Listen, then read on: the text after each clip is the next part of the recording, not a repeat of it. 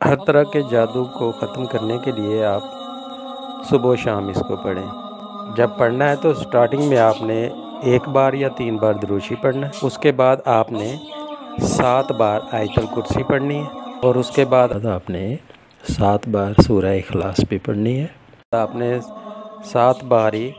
سورہ فلق پڑھنی ہے، اور اس کے بعد آپ نے 7 بار سورۃ الناس پڑھنی ہے،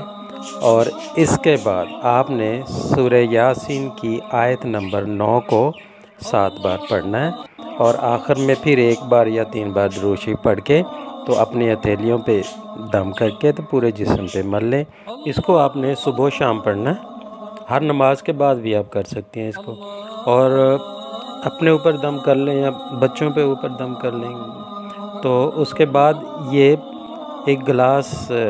پانی کا پاس رکھیں اور اس پہ دم کر کے تو وہ سب کو پلائیں، تو انشاءاللہ تعالی جسموں میں جو بھی ہوں گے اثرات